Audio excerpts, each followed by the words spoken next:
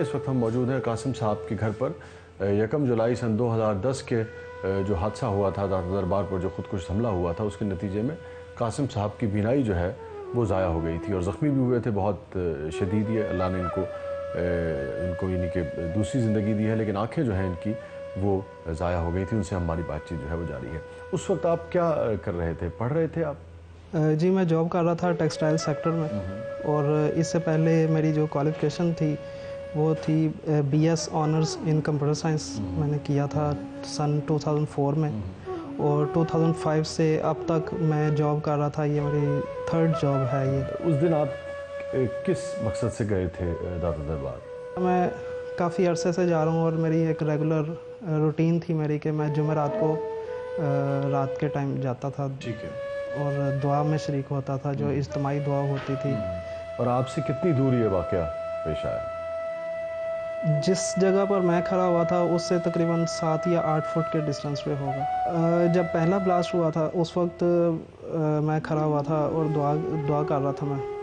तो एकदम से जब ब्लास्ट हुआ तो मैंने पीछे मुड़ के देखा तो बेसमेंट में वो ब्लास्ट हुआ था, और बेसमेंट से धुआं उठता हुआ, नीले रंग का धुआं उठता हुआ नज़र आ रहा था। और सब लोग बरामदे वाली साइड पर भाग गए थे कि देखें कि नीचे क्या हुआ। तो इतने में अनाउंसमेंट हुई है कि जनरेटर फटा। तो सबको यही कहा गया कि आप इत्मीनान करें। तो इतने में दूसरा ब्लास्ट हुआ, और जैसे ही ब्लास्ट हुआ तो मेरी आंखों के आगे अंधेरा आ गया था। अच्छा। और कानों के पर्दे फट गए थे और मेरा सांस बंद हो गया था उस टाइम। कब आपको ये पता लगा कि अब आप नहीं देख सकेंगे? जब सर्जरी मेरी कंप्लीट हुई थी तो मुझे ऑपरेशन थिएटर से बाहर लेकर आए थे। मैं तो उस टाइम होश में नहीं था। तो मेरे फादर को डॉक्टर्स ने बताया था कि बाकी तो सब कुछ हमने कर दिया है, सर्जरी इसकी कंप्लीट हो गई है, लेकिन आँखों के बारे में हम कुछ कह नहीं सकते।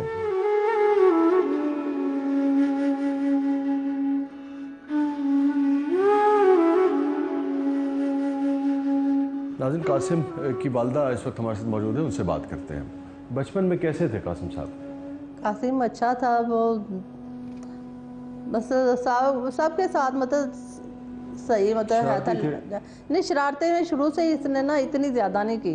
बड़ा बेटा ज़्यादा करता था, ये कम ही करता था। तो अब जब आप देखती हैं बेटे को कि वो देख नहीं सकते हैं और रंगों का कोई फ़र्क उनके लिए नहीं रह गया, नहीं, उसको पता ही नहीं चलता। तो क्या तो हम ही बताते हैं, मैं ही बता देती हूँ कि कासिम ये इस कलर का सूट है, ये वाइट है, ये ब्राउन है, ये शर्ट ऐसे है, ये मैं खुद बता देती हूँ उसको। आपको बेटे को इस हालत में देख के बहुत हाँ, दुख तो होता है, अभी तक इसको दुख होता है। बस यही अल्लाह ताला से दुआ करते हैं कि अल्लाह ताला इसको ठीक कर दे। बस इसकी एंगेजमेंट भी हमने की, इतने शौक से इतनी की है, वो भी महीना भी नहीं रही तो ये हादसा हो गया था। फिर वो मंगनी बरकरार नहीं रही? नहीं, उन्होंने इनकार कर दिया? हाँ जी।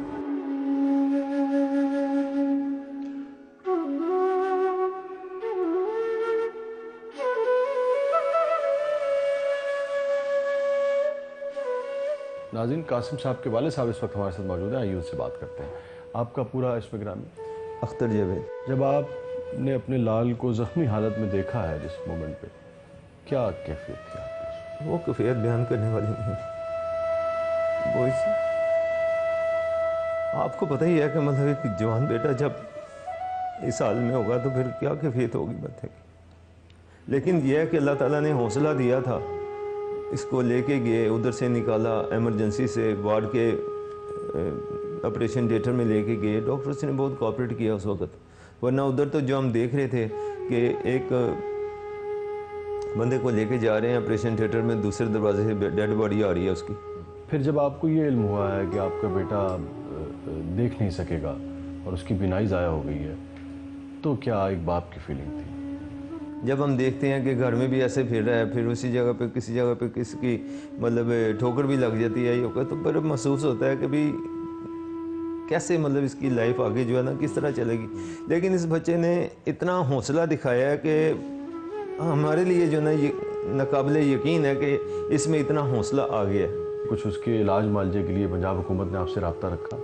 इन्होंने तो उस वक्त जो ना 75,000 का चेक दे के ये समझा कि पता नहीं हमने इनको क्या दे दिया है। इनके हर ऑपरेट पे 1-1.5 लाख रुपया, 1.5 लाख रुपये से कम कोई ऑपरेट नहीं हुआ। किसी ने हमें पूछा भी नहीं कि फ़ोन करके, आना तो दूर की बात है, फ़ोन करके नहीं पूछा। ये हादसा जो है, ये वैसे भी जो दहशतगर्दी का शिकार होते हैं लोग, वो उनको बहुत तवज्जो की ज़रूरत होती है। ये तो एक ऐसी मुक़द्दस जगह पे हादसा हुआ था जिसके एक एक आदमी का ख्याल रखना चाहिए था।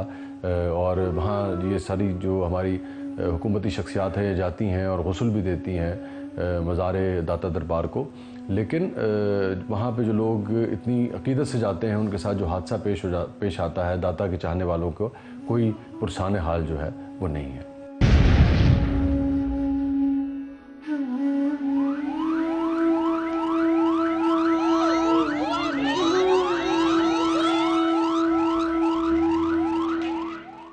नाज़रीन, कासिम के बड़े भाई आसिम इस वक्त हमारे साथ मौजूद हैं, उनसे बात करते हैं। इस हादसे के बाद फिर अब आपको कितना इनका यानी कि काम जो है वो जिम्मेदारी इनकी आप पर आन पड़ी है? जिम्मेदारी तो सबके ऊपर है इसकी। यानी कि अब्बू के साथ ज़्यादा ही अटैच है, हम शॉप से होते हैं। लेकिन ये होता है कि कोई भी काम होता है ये बताता है हमें कि आसिम भाई ये काम करना है, आप कर दें। हमें कोई काम अभी भी इससे होता है, इसके मुतालिक होता है, इसे फ़ोन पे पूछते हैं, कंप्यूटर के हवाले से, लैब के हवाले से कोई भी मसला मसाइल होता है। लेकिन ये था कि पहले ये अपना काम खुद करता था, इसे हम कहते भी थे कि यार दो हम कर देते हैं, लेकिन फिर भी जो सा ना ये काम अपने खुद करता था। ऑफिस जाना आना इसका अपना था। अब ये होता है कि इसको जब इसका आने का टाइम होता है तो हमें पता होता है कि इसका आने का टाइम है, हमने इसे पिक करना है जाके। तो कभी मेरी जिम्मेदारी, कभी छोटे की जिम्मेदारी।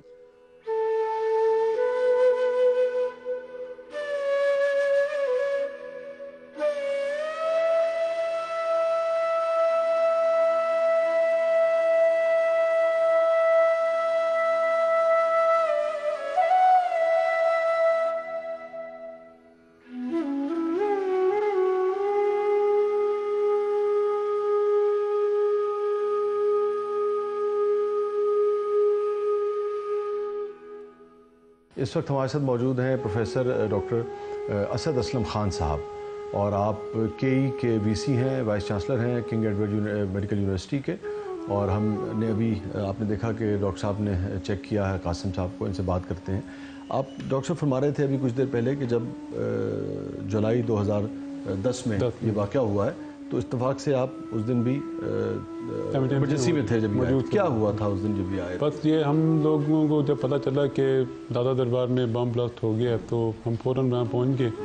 तो फिर एज पर प्रोटोकॉल जितने भी डिसिप्लिन होते हैं, ठीक है, वो आई ENT, neuro surgery, orthopaedic, general surgery, मेरे सब लोग आ गए। तो हमारी भी आई की टीम वहाँ मौजूद थी। तो हमने सारे पेशेंट को वहाँ पर एग्जामिन किया। तो ये मोहतरम भी वहाँ मौजूद थे मुतासरीन में। तो उनकी दोनों आँखें बुरी तरह मुतासर थी वो चोट की वजह से। दोनों आँखें खून से भरी हुई थी और टीयर्स थे दोनों आँखों में। तो फिर हमने उसको इमरजेंसी मैयर जो उस वक्त किए थे वो हम किया। अगले दिन उनका टीयर भी रिपेयर किया, लेकिन डैमेज बहुत ज़्यादा एक्सटेंसिव था। ठीक है डॉक्टर साहब, ये फरमाइए कि इनके लिए अब कोई उम्मीद है? जो इनकी बाईं आँख है, दाईं तो बिल्कुल ज़ाया हो चुकी है, दाईं तो 100% डैमेज हो चुकी है। ठीक है, उसका कोई अब उसका तो कोई रिप्लेसमेंट भी नहीं हो कोई सकती। रिप्लेसमेंट नहीं हो सकती। जो बाईं आँख है उसके कितने % चांसेस हैं बाईं आँख उसमें रोशनी आने भी की? मेरे हिसाब से 80-90% डैमेज हो चुकी है। ठीक है, आँख का सामने वाला हिस्सा भी डैमेज हो चुका है, कॉर्निया भी डैमेज हो चुका है, आँख का पर्दा भी डैमेज हो चुका है, उसके सर्जरीज भी हुई हैं, उसको पर्दे को अपनी जगह बिठाने की कोशिश भी की गई, पर्दे में सुराख थे, टीयर्स थे, ऑयल भी डाला आँख में। काफ़ी इनकी दूसरी आँख भी मोर देन 90% डैमेज हो चुकी है। कौन जानता था कि 1 जुलाई सन 2010 के बाद का सूरज कासिम अपनी आंखों से नहीं देख पाएगा।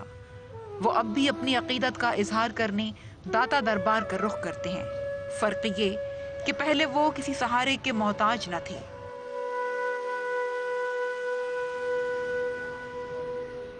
नाज़रीन, ये था आज का प्रोग्राम जो नाबीना हो जाने वाले नौजवान कासिम के बारे में था, उसकी ज़िंदगी के बारे में था, उसकी सोबतों के बारे में था, उसकी मुश्किलात के बारे में था। जाने से पहले किसी का शेर याद आता है कि मेरी आँखें किसी अंधे को न देना यारो, मेरी आँखें किसी अंधे को न देना यारो, मिल गई उसको जो बीनाई तो मर जाएगा। वसी शाह को अगले हफ्ते तक के लिए इजाज़त दीजिए। अल्लाह हाफ़िज़। अब तो आँखों में भी कुछ नहीं है, अपने आका को मैं नज़र क्या दूँ, अपने आका को मैं नज़र क्या दूँ।